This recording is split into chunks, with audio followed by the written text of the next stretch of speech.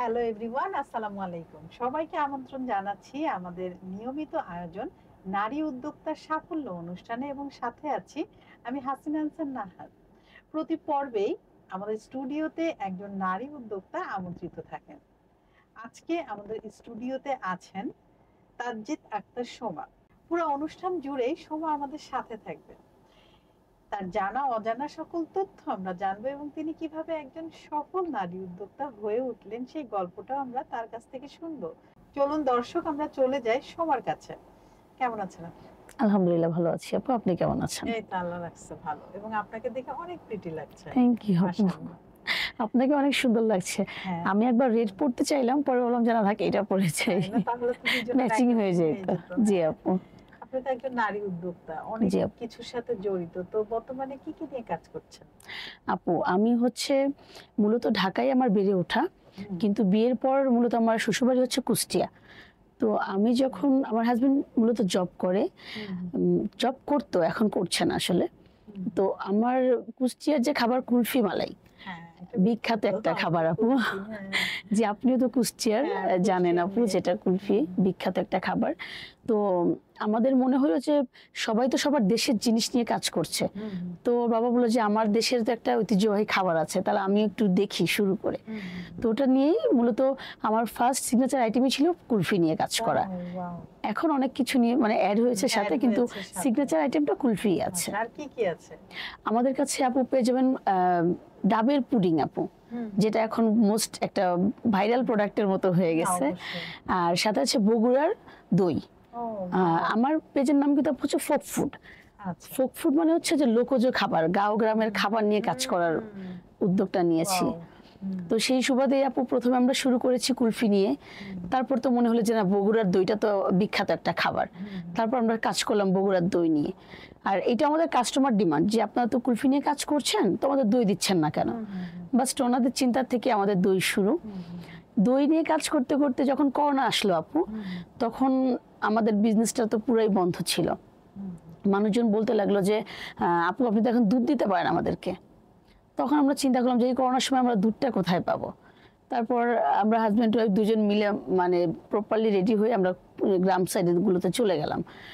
কলাতিয়া, আটি বাজার, ওই জায়গাটা একদম গ্রাম সাইড থেকে দুধ সংগ্রহ করে ওই করোনার সময় আমরা সবাইকে দুধটা সাপ্লাই দেওয়া শুরু করলাম।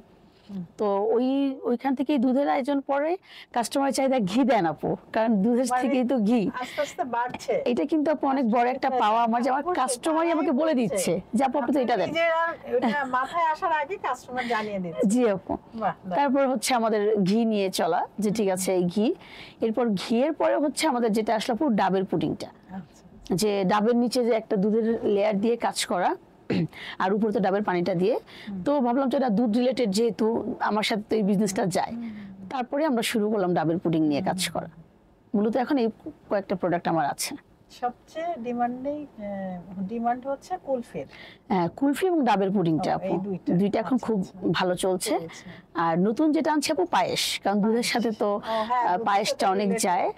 হ্যাঁ, হ্যাঁ। এবং এটা এবং হচ্ছে, আপনি তো মিষ্টি নিয়েও কাজ করছেন। জি আপু, সামনে নিশ্চয়ই আমরা খুব ইনশাআল্লাহ মজার মিষ্টি আপু। পাবো জি জি ফোক ফুড থেকে। জি। দর্শক, সম্প্রতি কিন্তু আপা হচ্ছে আমার মিষ্টির ক্লাসটা করেছে, এবং উনি আমরা হ্যান্ড প্র্যাকটিস যখন করাচ্ছিলাম উনি কিন্তু দারুণ করছিলেন।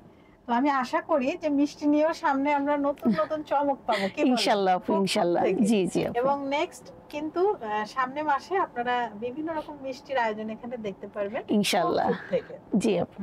এবং আপনাকে যদি কেউ অর্ডার করতে চায়, মানে সিস্টেমটা একটু বলে দিন। জি, আমাদের হচ্ছে পেজের নাম হচ্ছে ফোক ফুড। ফোক ফুডে গিয়ে যদি আপনারা গিয়ে মেসেঞ্জার একটু নক করেন, আমাদের দুজন মডারেটর আছে, সাথে সাথে আপনাকে অ্যান্সার দিবে। যা লাগে জাস্ট একটু বলে দিবেন, নাম, ঠিকানা, ফোন নাম্বারটা দিয়ে দিলে আমাদের নিজস্ব ডেলিভারি বয় আছে। এমন না যে আপু আমরা মানে আরেকজন ডেলিভারির উপর নির্ভর। এতে কি হয়, আমার কাস্টমার নষ্ট হয়, আমি টাইম মতো প্রোডাক্ট পৌঁছাতে পারি না। ওই জায়গা থেকে চিন্তা করে আমাদের নিজস্ব লোক রাখা। তো যখনই আপনারা নক দিবেন, জাস্ট আমাদের ডেলিভারি লোক দিয়ে আপনাদের পৌঁছে দিব। এবং কতদিন আগে এটা অর্ডারটা করতে হবে? আপু যেমন আমার ডাবের পুডিং যেটা আপু, এটা তো আমার বিভিন্ন রেস্টুরেন্টে সাপ্লাই যায়। প্রতিদিন আমাদের 600 থেকে 900 কাপ যাচ্ছে। তো ওইটা তো আমাদের রেডি। আর যদি মিষ্টি অর্ডার করেন অবশ্যই 2-3 দিন আগে বলবেন, কারণ একদম ফ্রেশটা তৈরি করে দিতে তো একটু সময়ের ব্যাপার থাকে, এই আর কি। আর আপনাকে হচ্ছে আপনার ইনবক্সে কি নক করবে জি নাকি আপু, আপনার ইনবক্সে। মোবাইল নাম্বার সেখানে দেয়া আছে, জি সেখানে আপু, যোগাযোগ করবে? মোবাইল আর নাম্বারও ঢাকার আছে। বাইরের ব্যবস্থাটা কি? আপু ঢাকার বাইরে আসলে কুলফিটা আমরা দিতে পারি, কারণ ককশিটে করে আইস করে ওটা দেওয়া যায়, কিন্তু ডাবল পুডিংটা একটু রিস্ক হয়ে যায়। যদি কাছের এরিয়াগুলোতে হয় তখন আমরা ওটা দিতে পারি। তো আপনি এই বিজনেসে কেন আসলেন, মানে তখন কি মনে হয়েছিল, কে আপনাকে এই আসার অনুপ্রেরণা দিল? আপু আসলে আমার ফার্স্ট হচ্ছে 2017 সালে বিজনেসের শুরু। তো আমি আসলে বিজনেসে আসার আমার কোনো পরিকল্পনাই ছিল না। হাজবেন্ডকে হেল্প করতে করতে ভালো লাগার জায়গা তৈরি হয়ে এই জায়গাটা মানে আমার আসা আসলে। মানে হাজবেন্ড ওয়াইফ দুজন মিলেই করতে? মিলে, হ্যাঁ। আমার হাজবেন্ড যখন মূলত বিজনেসটা শুরু করে, তো তার কুষ্টিয়ারই এক বড় ভাই রকি ভাইয়া, দুজন মিলে মূলত এই বিজনেসটা আপু শুরু করে। তো এরা যখন শুরু করে তখন দায়িত্বটা আমাকেই দিয়েছে, যে তুমি হচ্ছে গিয়ে হিসাব করা, কত পিস কুলফি আসলো, কত পিস যাচ্ছে, কোন রেস্টুরেন্টে যাচ্ছে, মান্থলি কত ইনকাম হচ্ছে না হচ্ছে, এই জায়গাগুলো তুমি দেখাশোনা করবা। তো তখন 2 ছেলে ছিল, যে ঠিক আছে পারবো। সাপ্লায়ার আর বাকি সবকিছু আপনি? জি আপু, তারা হচ্ছে কি বিভিন্ন ম্যানেজার হিসেবে ছিলাম আপু। তো ওই জায়গা থেকে আপু আমার কাজের উপর আসলে ভালো লাগা। যখন মানে তৈরি করতাম প্রথমে অনেক ভুল করছি আপু। একটা মজার কাহিনী বলি আপু। 5,000 টাকা মানে পুরো মাসের হিসাব করে 5,000 টাকা আপু শর্ট হয়েছে। এখন মজার ব্যাপার হচ্ছে আমার হাজবেন্ড বলছে তুমি যে কাজ করছো তোমাকে মাসে একটা বেতন দিব, তাহলে তুমি কাজের আগ্রহ পাবা। তো আমার মাসের বেতন আপু 5,000 টাকাই ধরছে। এখন যখন মাসের হিসাব শেষে যখন রকি ভাই আর সে একসাথে ছিল, আমি বললাম যে আমার তো 5,000 টাকা আমি মিলাতে পারছি না। তখন সে বলতেছে তাহলে তোমার এই মাসের বেতন কাটা, তুমি হিসাবে ভুল করছো। হ্যাঁ, তো রকি ভাই পাশে থেকে বলতেছিল যে পুরোটাই কেটে দিবা। তো সে বলতেছে না ভাইয়া, যদি আমি না কাটি ও তো শিখবে না, কেন ওর 5,000 টাকা ভুল হলো, এটা তো ওকে এখন নিজের কোম্পানি নিজে ভুল করতেছে, যদি কখনো সে কোথাও যায় তখন সে কি করবে, তখন তো তাকে ভর্তুকি দিতে হবে। তো এটা সে ভর্তুকি হিসেবেই এটা দিল। তখন আপু আমার অনেক খারাপ লাগলো যে একটা মাস আমি কাজ করছি, প্রথম মাসের বেতনটা আমার কাটা যাবে। এই যে আপনি শিখলেন ওখান থেকে, তাই না? অ্যালার্ট হয়ে গেলেন যে না আপনাকে কিভাবে করতে হবে। তো ওই বাকি পরের মাসটা আপু আমি টেনশনেই ছিলাম যে আমি 5,000 টাকা কি করলাম। পরের মাসে আপু আমি 5,000 টাকা মিলাইতে পারছি, খরচটা আমার বের হয়েছে যে আমি ওই খাতে খরচটা করছি। কিন্তু এরপর আমার হাজবেন্ড বেতনটা দেয় না, যেটা কেটে গেছে কেটেই গেছে, তুমি এই মাসে কেন চাচ্ছ। কিন্তু এরপর আমি মানে এখন আলহামদুলিল্লাহ যে আপু আমাদের তো স্টাফ আছে, নিজের একটা আউটলেট আছে, সম্পূর্ণ দেখাশোনায় আপু আমি করি, এখন আর ভুল হয় না। না এখন তো আপনার পুরাটাই আপনার নখদর্পণে। জি আপু, জি আপু। দেখেন অভিজ্ঞতা, ভুল করাও কিন্তু ভালো, সেটাই করলে বরঞ্চ শেখা যায়। হ্যাঁ, আর ভুল না করলে ওই ফাঁকগুলো আপনি বুঝতাম না আপু। মানে আমি তো পরে যখন মানে 1 টাকার হিসাব তো আমি পাই করে করছি, যে আমার বাইকের খরচ গেছে 1,500 টাকা, আমার রিক্সা ভাড়া গেছে 1,000 টাকা, মানে এরকম যে হিসাবটা তখন তো এটা আসতো না যদি আমি ভুলটা না করতাম। তো এই যে কাজ করছেন নিশ্চয়ই প্রতিবন্ধকতা ছিল, তো কি কি চ্যালেঞ্জ ছিল এবং কিভাবে মোকাবেলা করলেন? আপু প্রথম মোকাবেলাই হচ্ছে আমার 2টা বেবিকে নিয়ে আমি প্রথমে খুব ফেস করেছি, কারণ আমি বাচ্চাদেরকে মর্নিং মানে ভোরে ওঠার জন্য সবসময় মর্নিং শিফট স্কুলগুলোতে দিয়েছি। তো দেখা যায় সকালবেলা আমার এটা করতে না করতে আপু 9টা-10টার ভিতরে আমার ডেলিভারি বয় চলে আসা, আমি ওই সময় স্কুল থেকে চলে আসতে পারি না। তো তারপরে যেভাবে ম্যানেজ করে করছি, পেরে গেছি। কিন্তু 21 সালে হচ্ছে আমার মানে একটা কন্যা সন্তান আল্লাহ দেয়, যেই সময়টা হচ্ছে মানে খুবই চ্যালেঞ্জিং ছিল ওকে, প্রেগনেন্সি টাইমটা মানে ব্যবসাটা, তখন তো বিজনেসটা আলহামদুলিল্লাহ বড় হয়েছে, ছোট ছিল তা তো না। তো এমনও হয়েছে আপু আমি মানে ওটি রুমে যাওয়ার আগে সকালবেলা আমি সবাইকে বলে যাচ্ছি যে এটা এইভাবে করবা, ওইটা এইভাবে করবা। ইভেন এমনই হয় কাজের মানুষ। জি আপু, শুধু তাই না আপু, আমার সিজারের 4 ঘন্টা পর আমি আর পরের দিন অর্ডার নিচ্ছি। মানে আমার জি আপু, আমার এটা ভালো লাগে। অনেক সাহস যাদের, মানে আপনি অনেক বড় সাহসিকতার পরিচয়। জি আপু, সবাই তো জানেও না যে আমার সিজার হয়েছে। আমাকে বেড মানে সারা রাত অবজারভেশনে রাখার পর পরের দিন যখন বের করলো, সিটে দেওয়া হয়েছে। তো বেডে শুয়ে সকাল 10টা মানে 9টার আপু আমাদের মূলত বিজনেস তো রেস্টুরেন্ট বেসিক, তো আমাদের 8:30 থেকে ফোন আসা শুরু হয়ে যায় যে আমাদের এত বক্স দিবেন, এখানে এত বক্স, এখানে এত পিস কুলফি, বা এখানে এত পিস দই, এরকম। 8:30 থেকে আপু আমি ফোন রিসিভ করতেছি, পাশে আমার বেবি শুয়ে আছে, আমার হাতে স্যালাইন চলতেছে, আম্মু পাশে বসা, আমি ঠিকই অর্ডার করতেছি। দৃশ্যটা দেখছে। জি আপু, আর আমার ডেলিভারি বয় তো ঘুমাচ্ছে, কারণ আমি নাই, ওদের তো মানে স্বাধীন, আমি ফোন দিচ্ছি এই তাড়াতাড়ি ওঠ, এই ওখানে যেতে হবে, এটা করতে হবে, তাড়াতাড়ি যাও। ইনস্ট্রাকশন গুলো জি দিচ্ছেন আপু, আপনি। তো এইভাবে করেছি। কিন্তু যখন এর 1.5 বছর পর আপু আমি আবার হঠাৎ প্রেগনেন্ট হয়ে যাই। তো দেখা যায় তখন আমার একটা ছেলে বেবি হয়। যখন 2 জন আসলো আপু, মানে আমার মাথায় তখন হিমশিম খেয়ে অনেক হিমশিম খাওয়া অবস্থা আপু, কাজ তো ডাবল হয়ে গেল। অনেক ডাবল। মানে আপু বিজনেস একটা বিষয় আর বাচ্চা দেখা, কিন্তু দুইটাই তো আমার বড় অ্যাচিভমেন্ট। আমার অবশ্যই। বেবিকে পালন করাটা আমার যেমন সবচেয়ে বড় দায়িত্ব, বিজনেসটা আপু আমার দায়িত্ব। তো দেখা যায় আমি রাতে সারাদিন 24 ঘন্টা 3-4 ঘন্টাও ঘুমাইছি কিনা সন্দেহ, কিন্তু আমার কোনো কাজ থেমে থাকেনি। তারপর 2টা হেল্পিং হ্যান্ড নিলাম, যে এখন তো আসলে আর পেরে ওঠা যাচ্ছে না। তো বাচ্চারা আবার আমার হাত ছাড়া আপু খাবে না, ওদেরকে আমি খাওয়াচ্ছি। কাজের মেয়েদেরকে আমি এমন ভাবে গড়ে তুলছি আপু, আমি না থাকলে আমার সবটা মানে আমার বাসার কাছেই নিয়েছি, যেন বাচ্চাকেও আমি ব্যালেন্স করতে পারি, দোকানটাও আমি দেখতে পারি। ওদেরকে আমি এমন ভাবে মানুষ করছি আপু, মানে আমার হেল্পিং হ্যান্ডরা বাসার কাজ রেখে দোকানে গিয়ে অনেক সুন্দর মানে সেল করতে পারে। ওদেরকে ওইভাবে ট্রেন করে ফেলছি আপু আমি।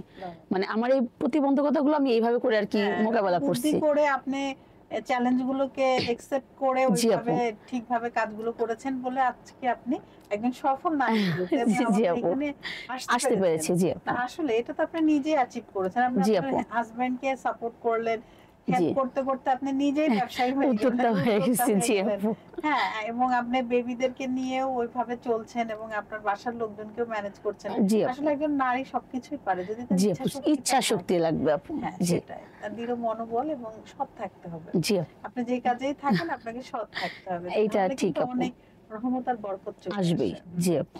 সেটাই। প্রতিযোগিতা বা প্রতিদ্বন্দ্বী উদ্যোক্তাদের আপনি কেমন চোখে দেখেন? নিশ্চয় আছে প্রতিদ্বন্দ্বী। আপু এটা তো আছে, কিন্তু আমি আসলে তাদের আমার ভালো বন্ধু হিসেবেই দেখি আপু। কারণ আমি যেমন দেখি বলি আপু, আমি যখন ডাবল পুডিংটা শুরু করলাম, আমাদের ডাবল পুডিংটাও কিন্তু 2017 সাল থেকেই শুরু, কিন্তু তখন অতটা প্রচলন ছিল না। মোটামুটি হচ্ছে আপনার 23-এর প্রথম দিকে আমরা যেরকম প্রচার করেছি, এখন ডাবল পুডিং প্রত্যেকটা জায়গায় অ্যাভেলেবেল পাবেন, কিন্তু আমরা যেভাবে সাপ্লাই দিচ্ছি বা আমাদের হাতের যে প্রোডাক্ট, প্রফেশনাল ভাবে। জি আপু, এটা আপনি অন্য কোথাও পাবেন না। এটা আমি বলতে পারবো, কারণ খুবই দক্ষতার সাথে এবং খুবই নিপুণভাবে বেছে বেছে খুঁজে আমাদের কারখানা, নিজস্ব এখন কারখানাও আছে আপু ডাবল পুডিং এর। তো যখন আপু করি, আমরা যখন প্রথমে মার্কেটিং করতাম, তখন তো আমাদের যা বলতে হইতো যে রোগীদের তো আপু ডাবটা কিন্তু প্রায় সময়ই দেয়, আমাদের ডাবটা তো মানে প্রয়োজন পড়ে, আর ডাবের পানিটা তো খুবই ভালো আমাদের স্বাস্থ্যের জন্য। তাদেরকে বলে বলে বোঝাইতে হইতো যে এইটা করেন ওইটা করেন এই সেই। এখন আপু আমার মনে হয় কি ওরা সাথে আমার ভালো হয়েছে, কারণ অনেকে এটা সম্পর্কে জানছে। তো প্রতিযোগী মানে তাদেরকে প্রতিযোগী না ভেবে যদি নিজস্ব কিছু একটা ভাবি, যে না আমি ওখানে যাচ্ছি যে ভাই ডাবল পুডিং হ্যাঁ আসছিল ভালো মানে নিব না, তখন আমার বুঝাইতে আরো সুবিধা যে ভাই আসছে তো বুঝে নি, তো একটা খেয়ে দেখেন বা এই ব্যাপার। কুলফিটাও আপু সেম, আমরা যখন আপু কুলফি শুরু করি তখন আপনি খেয়াল করে দেখবেন যে 17 সালে অতটাও প্রচার হয়নি, না, এত প্রচার ছিল না। তো এখন কিন্তু কুলফিটা দেখবেন যে আপনার মানে অনেকেই তৈরি করছে, কিন্তু আমাদেরটার সাথে তো আপু তারা পারছে না। কুষ্টিয়ার অথেন্টিক কুলফিটা কি আর হবে আপু, সেটাই কুষ্টিয়ার মানুষই জানবে। হ্যাঁ, এটাই স্বাভাবিক। এবং অনেক তো রেস্টুরেন্ট আমাদের থেকে নেয় আপু, তাদের তো একটা বিশেষের জায়গা হয়ে গেছি আমরা। অবশ্যই। আচ্ছা, নব্য নারী উদ্যোক্তাদের উদ্দেশ্যে আপনার আসলে কি পরামর্শ আছে যারা আসতে চায়? এটা যদি আপু আমি বলি যে আসলে অনেকে হুট করে চলে আসে আপু, মানে হুট করে বলতে কি দেখতেছে এই সবাই তো বিজনেস করে লাভবান হয়ে যাচ্ছে, আমিও দৌড়ে যাই বিজনেস উঠে পড়া লাগি, কি করব কাপড় নিয়ে শুরু করলাম, কি করব খাবার নিয়ে শুরু করলাম, মাছ নিয়ে মানে শুরু করে দেয় আপু। কিন্তু ওরা আসলে না বুঝে আসার কারণে আমাদের মতো উদ্যোক্তাদের অনেক ঝামেলায় পোহাইতে হয়। কারণ ওরা ভাবে কি 5 টাকা লাভ করছে মানে প্রফিট ওকে, কিন্তু আমরা যে জায়গাটায় এসে এখন যে ডেলিভারি বয় করেছি, আউটলেট আছে, সেখানের খরচ আছে, ফ্রিজিং, মানে আমার তো আপু বাসায় ফার্নিচার থেকে ফ্রিজই বেশি, 7-8টা ফ্রিজ আমার বাসায়, দোকানে ফ্রিজ, মানে আমার ফ্রিজেরই জগৎ, আমি ফ্রিজেই বসবাস করি। আপনার ডাবের পুডিং এটা ওইটা অনেক কিছু তো আছে। কুলফি, দই, দুধ সবই তো আপু আমার ফ্রিজে রাখার ব্যাপার। তো তারা কি করে, এটাকে না বুঝে যখন শুরু করে, এরা ঝরেও পড়ে, মধ্যে আমাদের মার্কেটটা নষ্ট হয়। তো আমি অবশ্যই বলবো যে তাদের উচিত মানে বুঝে শুনে আসা, এবং বিজনেসে আসার আগে ওরা কিছু গ্রুপ দেখুক, বুঝুক যে কিভাবে সেল করতে হয়, কেন সেল করতে হয়, কত দাম ধরতে হয়, বুঝে শুনে যদি আসে তারাও লাভবান হবে, আমরাও লাভবান হব, আমাদের মার্কেটটাও নষ্ট হবে না, তাদের একটা পর্যায়ে মন ভাঙবে না। আসলে দর্শক, আমরা কিন্তু প্রায়ই দেখি আপা যে কথাটা বললেন যে একজন উদ্যোক্তা খুব সুন্দর একটা কিছু নিয়ে কাজ করছেন, আর একজন হয়তো অন্য কাজে সে দক্ষ, কিন্তু তারটা দেখে সে সেখানে চলে যাচ্ছে। অথচ তার আছে না কোনো অভিজ্ঞতা, না আছে কোনো সনদ, এটা কিন্তু করা যাবে না। কারণ ওই জায়গায় সেই উদ্যোক্তা বেস্ট, কারণ তার হাতে খড়ি এবং তার সনদ বা তার অভিজ্ঞতা কিন্তু সেটা। আর আপনি নিউ আসছেন, আপনি তারটা দেখে করলেন, কিছুদিন হয়তো বা আপনার ব্যবসা ভালো যাবে, কিন্তু এটা স্থায়ী হবে না।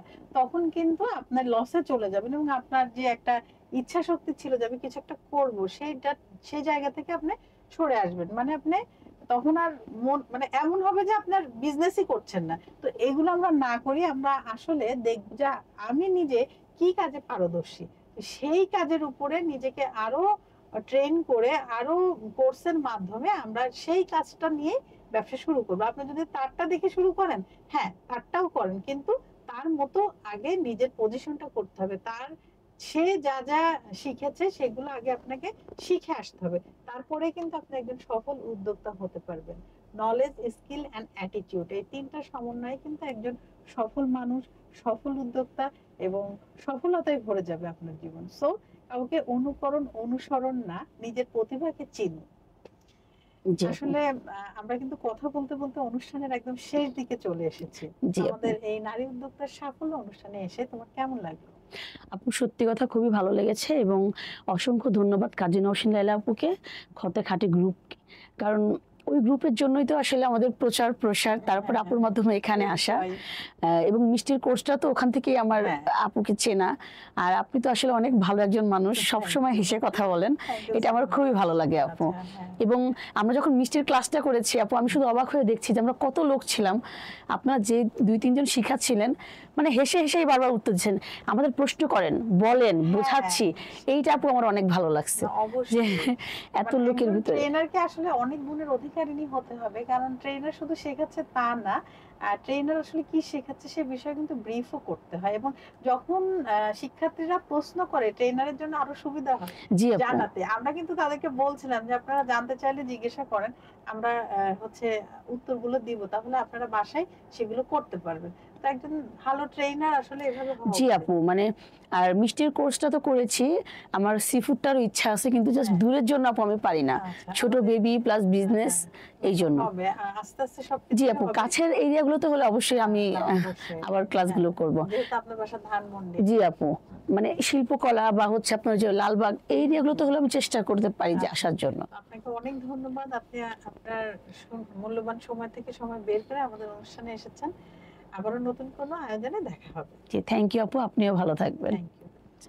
প্রিয় দর্শক, আপনারা যারা এতক্ষণ আমাদের সাথে ছিলেন, আপনাদের সবাইকে অসংখ্য ধন্যবাদ। আবারও নতুন কোনো অতিথিকে নিয়ে আপনাদের সবার মাঝে আমি হাসিনা আনসার নাহার উপস্থিত হব। ততক্ষণ পর্যন্ত আপনারা সবাই ভালো থাকুন, সুস্থ থাকুন এবং আমাদের সাথে থাকুন। আল্লাহ হাফেজ।